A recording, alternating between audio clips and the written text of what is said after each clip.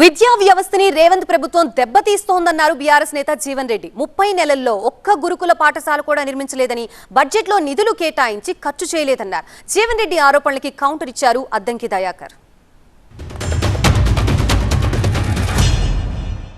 రేవంత్ రెడ్డి ఏదైతే 30 మాసాలు గడుస్తుందా, నువ్వు 30 మాసాలుగా నువ్వు విద్యాశాఖ మంత్రివి.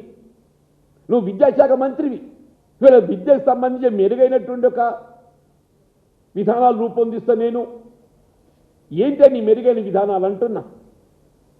ఇది మూడవ విద్యా సంవత్సరం 24, 25, 26 ఈ మూడో విద్యా సంవత్సరం ఆరంభమవుతున్నది. ఒక్క గురుకుల ఆశ్రమ పాఠశాలను ఆరంభం చేసినవే. కేసీఆర్ హాయిగా రెస్ట్ తీసుకుంటాడు, మాట మీద నిలబడ్డాడు. మీరు నన్ను ఓడగొడితే పోయి పండుకుంటూ ఫామ్ హౌస్లో పండుకుంటున్నాడు. ఇక తాగుదునమ్మా అని చెప్పి ఆయన ఫామ్ హౌస్లోకి పోయినాక జీవన్ రెడ్డి గారు ఎంటర్ అయ్యిండు.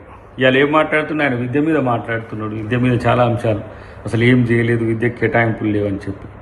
ఆయనకు ఇంటిగ్రేటెడ్ స్కూల్స్ 100 శాంక్షన్ అయింది, కనబడట్లే.